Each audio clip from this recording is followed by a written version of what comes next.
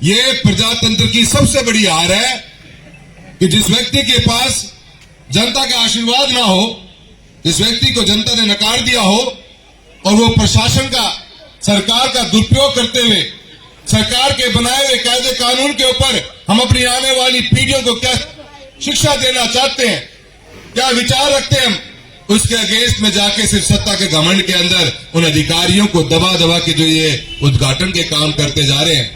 किसी दिन हमने अपना आवाज उठा दी तो उन अधिकारियों पे गाज पड़ेगी। मैं हमारी शराफत रखा, हाँ, बुढ़ानिया साहब एक विधायक के रूप में और मैं एक सांसद के रूप में, ये जो आप प्रथा चला रहे हो इसको रोकिए। ये अफर फड़ार जो है ना, बस आप चुनाव तक की हो रहे। पंचायती राज चुनाव में कांग्रेस मुट्ठी बंद होकर मजबूती से चुनाव लड़ेगी, कर इनका सूपड़ा साफ करेंगे लोकसभा के अंदर। जब मैं 2014 में गया था, एक युवा होने के नाते शिक्षा घर वालों ने सही पद दी और पद जब संभाला तो मुझे एक ही बात समझ में आई थी कि जो पद लेकर हम चलते हैं, जो जिम्मेदारी हमें मिलती है, चुनाव में वोट कम मिलते हैं, वोट ज्यादा मिलते हैं, इसके बारे में मैं चर्चा नहीं करना चाहूंगा।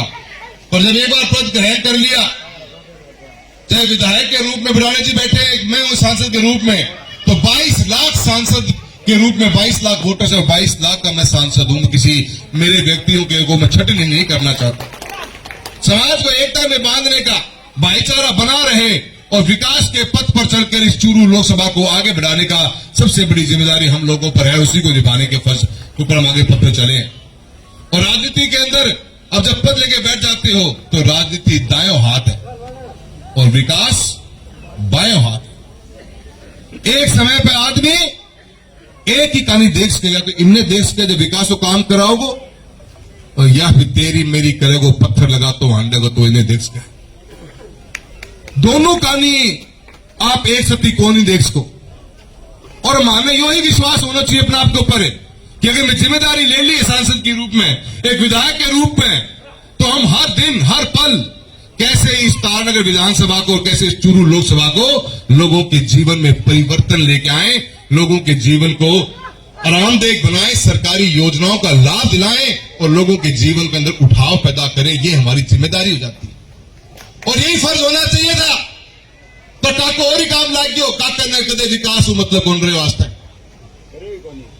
आज चूरू अकेले के अंदर बता रहा हूं, मैं यहां बैठा हूं एक सांसद के रूप में, अभी बुढ़ानिया साहब हम दोनों बैठे हुए हैं। मेरे को कम से कम भी 50 पर्चियां देके गए हैं लोग। उस 50 में से 35 पर्चियां बिजली की हैं कि ढाणिया में लाइट चाहिए। किसकी जिम्मेदारी है? काम सरकार की जिम्मेदारी है। हम लग रहे हैं एक सांसद के रूप में, विधायक महोदय लगे हुए हैं और जिन्होंने जनता आशीर्वाद कौन दी और दोबारा आशीर्वाद की उम्मीद रखा है, तो बिजली के पीछे जाके ने मंत्री से मिलो, अधिकारियों मिलो, ये पत्थर टांगना काम ना करो तो कोई भी कर लेगा। चूरू अकेले के अंदर आज की तारीख में 48,000 से ऊपर ढाणियों में लाइट की जरूरत है। जल जीवन मिशन का आपने बैंड बजा के छोड़ दिया। तारानगर तहसील का हमारा टेंडर निकल नहीं पा रहा। 650 करोड़ टेंडर 3 बार निकला, तीनों बार कैंसिल हो गया। बुढ़ानिया साहब एक वैसे विधायक है, मैं धन्यवाद देना चाहता हूं इस मंच के मार्फत से कि आपने अपने कोटे से इस तारानगर विधानसभा के अंदर टंकियां बनाने का काम किया। ये बहुत ही बड़ी बात मानता हूं। मैंने 2022-23 में चीज को भाप लिया था कि मैं गांव के अंदर ढाणियों में बिजली के कनेक्शन की जरूरत पड़ेगी। हमने बुढ़ाना साहब 2022-23 में अपने सर्वे करवा लिया। हर एएम के ब्लॉक के लेवल के ऊपर लोगों से निवेदन किया कि भी आप अपनी पर्चियां देके जाइए, किसको चाहिए। बड़े अचंभे की बात हुई कि बातों बातों में जब ये पूरा रिजल्ट निकाल के लाए तो मालूम पड़ा कि 48,000 ढाणियों में लाइट की जरूरत है। राजस्थान की सरकार ने फिर आरडीएसएस की योजना के तहत भारत सरकार को प्रस्ताव भेजा। 1,53,000 ढाणियों के अंदर राजस्थान में विद्युतीकरण का कार्य करना है। अकेले चूरू लोकसभा के अंदर 48 से 50,000 ढाणियां हैं और पूरे राजस्थान की 1.5 लाख ढाणियां, क्योंकि हम अपना काम पहले कर चुके थे, हम अपनी तैयारी पहले कर चुके थे। आज फर्ज बनता है सरकार का और सरकार के बैठे नुमाइंदों का कि किसानों के लिए, मजदूर के लिए, गरीब के लिए, जो गांव की ढाणियों बसा हुआ उसको रोशनी देने का काम किया जाए। काम को नहीं करना चाहिए, ये फालतू की राजनीति करनी चाहिए। ये माने वो गिंडी में घुमाए रखे रोज का काम आज पानी की व्यवस्था जल जीवन मिशन में टेंडर नहीं हो रहा। आज बीमा के अंदर 2021 का क्लेम इस चूरू लोकसभा की जनता का पेंडिंग पड़ा हुआ है। कांग्रेस की सरकार ने स्टैक की दोबारा मीटिंग बुलाई, स्टैक ने फैसला ले लिया कि क्रॉप कटिंग के आधार पर बीमा क्लेम दिया जाएगा, और आज तक उस कांग्रेस की सरकार के लिए हुए फैसले को इस भजन लाल जी की सरकार ने उसको अमलीजामा नहीं बनाया। कभी तो पन्नो दिल्ली भेज दे, दिल्ली जयपुर उल्टो आ जाए। आज साल 1.5 से ऊपर हो चुके, कहने जवाब दी देवा थे 2023-24 को मारो रबी को क्लेम मारो, ई बायो 1.5 साल बाद में खरीद को आज तक को नहीं आयो। हमारी सारी शिकायतें पेंडिंग पड़ी है स्टेट गवर्नमेंट के पास में, और स्टेट गवर्नमेंट ने पूरे राजस्थान के अलग अलग जिलों की शिकायतें सुन ली, पर चूरू की आज तक सुनी को नहीं है। बीमा के अंदर क्या हालत कर दी हमारी, बीमा के अंदर क्रॉप कटिंग हुआ करती थी, रेवेन्यू बोर्ड अजमेर दिया करता था पर्चा कि वहां जाके गांव में आपको क्रॉप कटिंग करनी है। एक फसल के हमारे 4 सैंपल होते हैं, चारों सैंपलों की जो क्रॉप कटिंग का पट्टा था वो रेवेन्यू बोर्ड अजमेर दिया करता था। इस सरकार के आने के बाद में बीमा कंपनी का वाल लाग गई, और बीमा कंपनी खेतों में घूमती ढूंढे पहना कि कौन से पट्टे के ऊपर बढ़िया फसल पैदा हो रही है, और सैटेलाइट के मार्फत से वही पट्टन है लागू करवा दे है कि एक दिन वो क्लेम मिलेगा माने काका नया बात तो कौन दिखने लग रही, जाके जब पूरे के मंत्री अधिकारियों माथा कर मारे और अड़ा के फालतू पत्थर लगाना काम करता हांडो, लोगों का बट काटो तो थारा बट काटेगा, चुनाव आ जान दो पंचायती राज को तो थारा खाता नहीं खुलन देगा पर में। मुद्दा ये है जिनसे हमारा रोज 36 कौम का, यहां तो फैक्ट्री लगी हुई है चूरू जिले के अंदर, 36 कौम में आज की तारीख में खेती का काम करती है। हमारे जीवन का अस्त व्यस्त हो रहा है, ऐसी नीतियों के कारण हम दबते जा रहे हैं। आज बीमा जिसका सबसे बड़ा सहारा है इस किसान का, किसानी का, यहाँ पे उसको आपकी सरकार ने, आपके अधिकारियों ने कमजोर करने का काम किया है। हम विरोध करेंगे, इसका पूरा जोर लगा के विरोध करेंगे। सैटेलाइट से पट्टों की चयन नहीं किया जाएगा, क्रॉप कटिंग का चयन नहीं किया जाएगा, क्रॉप कटिंग का चयन अजमेर रेवेन्यू बोर्ड करेगा।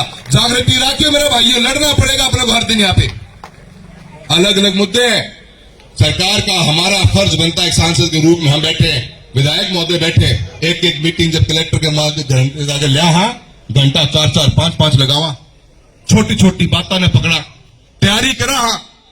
आपने भाषण सुना होगा बुढ़ानिया साहब का विधानसभा के अंदर, चर्चा का विषय रहा, क्योंकि फील्ड में धरती पर के काम किया, इसलिए हर चीज को समझते हैं। उतनी ही मेहनत हम करते हैं कि कोई भी चीज वंचित न रह जाए। सरकार का पैसा है, मेरे क्षेत्र के एक आम आदमी तक पहुंचना चाहिए। इस जिम्मेदारी के साथ में विधानसभा और लोकसभा तक आवाज उठाने का काम करते हैं हम लोग। आपका मैं आप सबसे कहना चाहता हूं, जागृति लाइए। इन्होंने समाज को तोड़ने का काम किया, बांट दिया हमको, हमारी जिम्मेदारी खत्म कर दी है। जाति और धर्म के नाम के ऊपर राजनीति करना चाहते हैं, देश को 2 हिस्सों में बांटने की कोशिश कर रखी है। आपा ने जागना पड़ेगा। हाथ जोड़ कर निवेदन करूं, हमारे बच्चा का नहीं देख लो, अगर तो इन्होंने बार बार आशीर्वाद देता चलोगा, बिना कोई काम के, बिना कोई मुद्दे की बात करे, तो ये कदे भी अपने बच्चा को विकास नहीं हो पाओगे। चूरू अकेले के अंदर 1700 कमरा की स्कूलों में जरूरत है, 20% स्कूलों में भी साइंस को नहीं। हमारा बच्चा क्या पढ़ेगा, मतलब क्या कंपटीशन की तैयारी करेगा। और आज कांग्रेस की सरकार ने जो ये अंग्रेजी मीडियम स्कूल के लाने की बात करी थी, आज बदला सरकार उनको बंद करना की प्लानिंग कर रही है। क्यों कर रही है भैया? क्या पढ़ेगा हमारा बच्चा? कुछ कंपटीशन में हिस्सा बनेगा हमारा बच्चा? क्या प्लान है थारो? बताओ जनता ने, सरकारी नौकरी है कौनी? बड़ी बड़ी बात मार के झूठ बोलकर वोटों लोगों वोट ले लिया। डबल इंजन फेल हो रही है, इनको मैं थाने बता रही हूं। कोई काम को इंजन कोई बच्चे, सारा मुद्दा हमारा रोज की मैं लड़ के थक लिया। न जल जीवन में मिशन में टूटे हुए पानी पहुंच पा रहे हैं, न बच्चा ने स्कूल के अंदर कमरा मिल पा रहे हैं, न ये बिजली ढाणियां दे पा रहे हैं। आज किसान की बीमा के ऊपर खत्म करके छोड़ दी बीमा योजना के अंदर। 2000 के अंदर 23-24 के अंदर सरकार बनी तो खड़ी फसल के ऊपर नुकसान अगर ओलावृष्टि को हो गया तो क्लेम मिलने को प्रावधान थो, उन्हें मिटा के छोड़ दियो। और आज सैटेलाइट से क्रॉप कटिंग का सैंपल अगर जमीन आवंटन करने लग जाएगा तो पर क्या क्लेम मिलेगा? खत्म क्लेम फिर मारो। और एक चीज दफा हो नहीं देगा। विधानसभा और लोकसभा में एक सांसद विधायक के रूप में हम लड़ेंगे, और जरूरत पड़ेगी जमीन पर थारो साथ लेके जमीन के ऊपर भी लड़ाई लड़ेगा, और एक सरकार नौजवानों को काम पूरा करेगा। 20 आए है विकास का एक नया आयाम। तारानगर तहसील के अंदर आज कोई रोड कौन बच रही?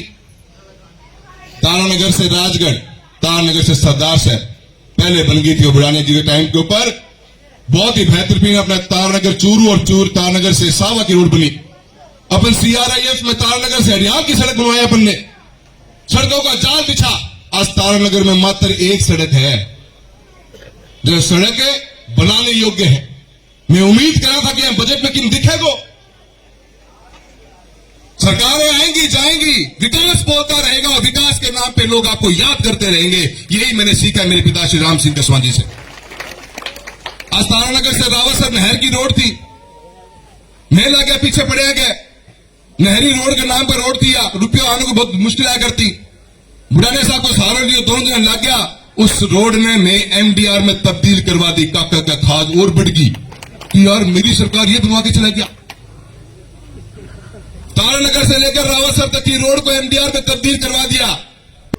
काम करवाने से ही काम पूरा होगा। जनता के विश्वास का एक ही मकसद होता है, अगर चुनाव होने के पश्चात चुनाव खत्म, उसके बाद में राजनीति खत्म और विकास का काम चालू होना चाहिए। 5 साल बाद में जनता अपने आप फैसला करेगी। आपके चरित्र को देख के, आपके काम को देखकर, आपके व्यवहार को देखकर अपने आप अपना आशीर्वाद देगी। 1.5 साल को सफर देख लिए है। बहुत से लोगों को प्रताड़ित करने को काम तारानगर में हो रहे हैं। ट्रांसफर की राजनीति आज भी जिंदा है, दबाव की राजनीति आज भी जिंदा है। एक आम आदमी का FIR तक लॉन्च नहीं हो सकती और जिनकी FIR हो रखी है, थानेदार महोदय यूं कहे कि एक कप चाय पी के आ जाऊंगा घर तो के तेरे समझौता करवाई जा। थानेदारों भी यो काम करना पड़ रहा है। विकास के ऊपर एक पैसा तारानगर के अंदर आया नहीं, भाईचारे को बिगाड़ने का काम किया। इस बात का जवाब देने का समय पंचायती राज का चुनाव आ रहा है। इस ददरेवा की पावन धरा से आपसे हाथ जोड़ के निवेदन करने आया हूं, करारा जवाब देना पड़ेगा अपने को, उनको करारा जवाब। या 2 बार में काका की खाज मिटी कोनी, तीसरी बात पंचायती राज मिटा दियो। अपनो भलो हो जागो और आप शांति हूं, भाईचारे हूं और विकास के नाम पर राजनीति करेंगे आगे और अपने तारानगर तहसील और चूरू जिलो आगे बढ़ेगो। इन्हीं शब्दों के साथ सारों को बहुत बहुत धन्यवाद। जय हिंद, जय भारत।